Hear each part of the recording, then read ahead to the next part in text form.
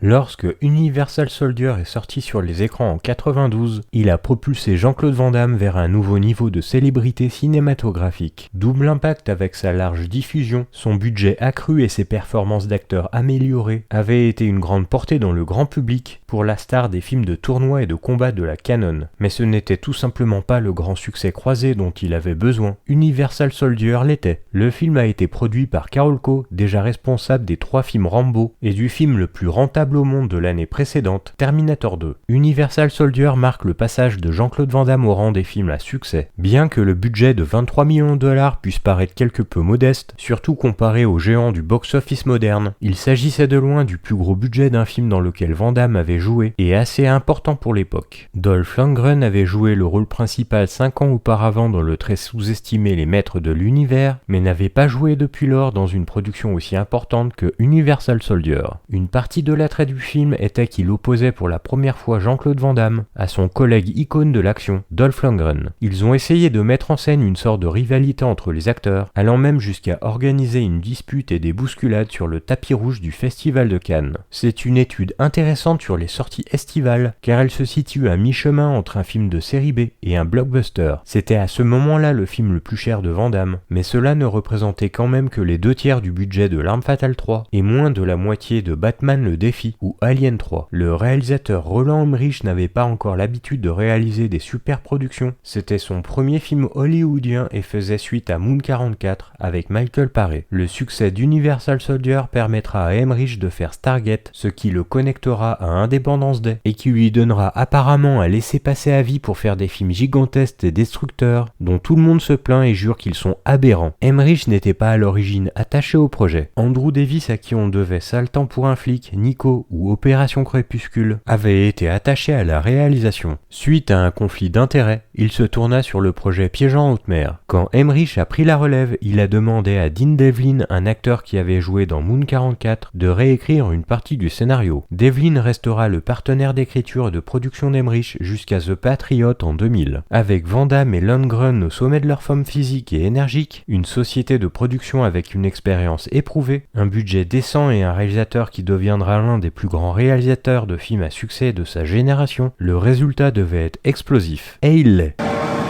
Excusez-moi, je pourrais jeter un coup d'œil au chauffeur. Il a l'air claqué.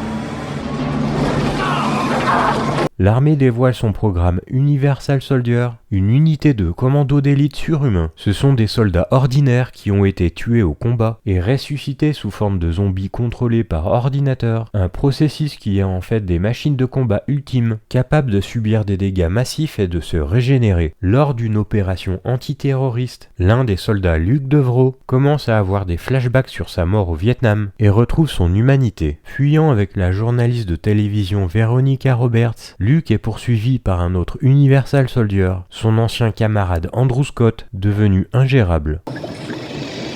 Sergent Scott, je peux vous dire un mot? Je vous prête l'oreille. La guerre du Vietnam et les réticences des États-Unis à son égard ont été exploitées par de nombreux films d'action tout au long des années 80. À l'honneur de ce film d'un réalisateur allemand avec des stars belges et suédoises, ils ne se font pas d'illusions sur Rambo 2 et tentent de guérir la psyché nationale blessée de l'Amérique. Au lieu de cela, ils rendent Luke héroïque avec un flashback où il tente de mettre fin à la série de crimes de guerre de son sergent. Alors que Rambo a fonctionné comme une sorte de reprise de la guerre où l'Amérique peut gagner cette fois, Universal Soldier est une reprise de la tentative de Luke de minimiser les dégâts d'une guerre qui n'aurait jamais dû avoir lieu. Et pour les autres soldats universels, c'est une répétition des ordres qu'ils ne devraient vraiment pas suivre. L'idée des oculaires que portent les soldats universels dans le film a été empruntée à Star Trek La Nouvelle Génération. Dans cette série, les Borg, les humains et autres espèces extraterrestres assimilés à des créatures cyborgs portent des oculaires quasiment identiques. Dans le film, les soldats universels sont des soldats décédés qui ont été réanimés et ramenés sous forme de commandos cyborgs. Tous les points forts et les défauts qui gangrènent les films de Roland Emmerich sont abondamment exposés dans Universal Soldier. Il y a de grandes séquences d'action spectaculaires et souvent exaltantes, notamment la scène du bus poursuivi par le camion du commando, un camion massif et iconique. L'action est étonnamment brutale et sanguinaire, quelque chose qu'Emmerich a atténué dans les films ultérieurs. Le film joue à la hauteur de son duo de stars, et en tant que tel, n'est guère plus qu'une bataille de deux blocs de bois. L'humour est au moins plus poussé vers le personnage de Jean-Claude Van Damme, tandis que la performance de Dolph Lundgren devient progressivement plus absurde. On ne va pas le cacher plus longtemps, Roland Emmerich n'est pas Paul Verhoeven, rien de surprenant dans cette affirmation, mais elle a son importance à l'heure d'analyser un peu ce qui fait la force et la faiblesse d'Universal Soldier. Clairement, le réalisateur a plus à voir avec un Renny Harlin qu'avec le metteur en scène de Total Recall. Dès lors, il n'est guère étonnant d'assister à une machinerie certes huilée grâce à un scénario équilibré, mais parfois assez vulgaire dans la mise en place des différents conflits. La résurgence des souvenirs se fait beaucoup trop facilement, sans grand écho, ce qui ne crée que peu de sentiments viscéraux, et c'est bien dommage. On a aussi droit à la spécialité d'Emmerich, les passages beaucoup trop dédramatisants qui plombent un peu l'atmosphère. Si les quelques traits d'humour ne sont pas spécialement honteux, ils sont ressentis comme totalement hors sujet. Alors que la menace Andrew Scott règne, sous les traits d'un Dolph Lundgren particulièrement à l'aise, la séquence du retrait du mouchard, qui provoque une situation un peu ridicule, est un peu vécue comme une perte de temps et de sérieux. C'est le seul moyen de gagner cette putain de guerre. Et toutes ces têtes de fion. Ces saloperies de traîtres pourris bridés. Il y en a dans tous les coins.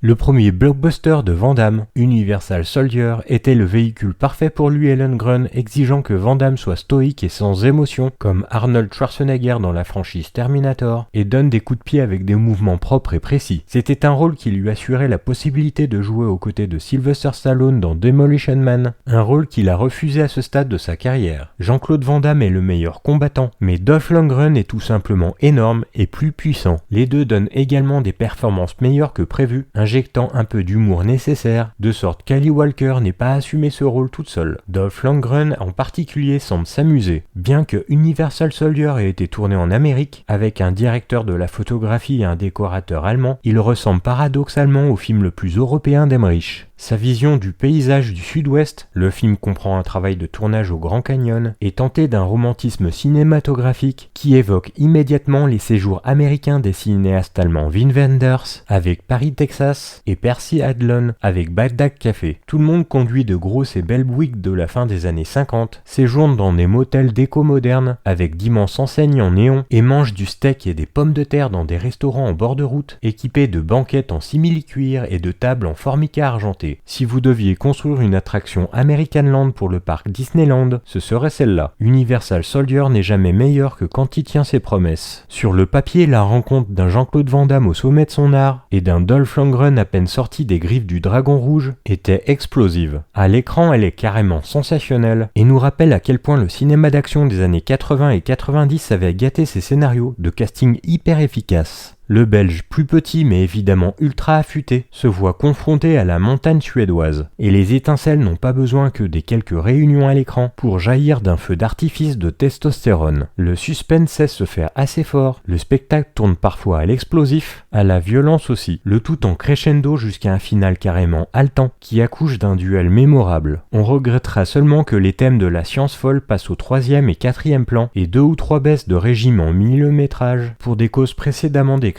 Mais on se trouve là face à un mélange d'action et de science-fiction savoureux, assez pour qu'une franchise naisse de ce succès. Malheureusement, la suite ne sera clairement jamais au niveau. Il y a eu une tentative depuis plusieurs années de transformer Universal Soldier en série télévisée, mais ce n'est pas une histoire qui s'y prête facilement. Universal Soldier 2 et Universal Soldier 3 étaient deux suites réalisées au Canada, tournées consécutivement et diffusées directement en vidéo, où le rôle de Jean-Claude Van Damme a été hérité par Matt Battaglia. Universal Soldier The Return était une suite sortie en salle mettant en vedette le retour de Jean-Claude Van Damme. Van Damme et Dolph Lundgren sont tous deux réapparus dans Universal Régénération et Universal Day of Reckoning. Universal Soldier de 2007 était une sortie de The Asylum, se présentant comme une suite mais n'a aucun rapport.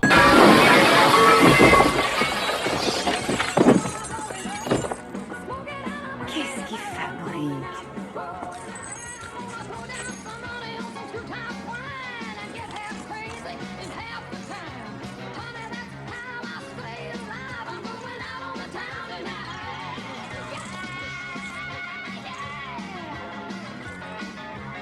Alors, bien mangé?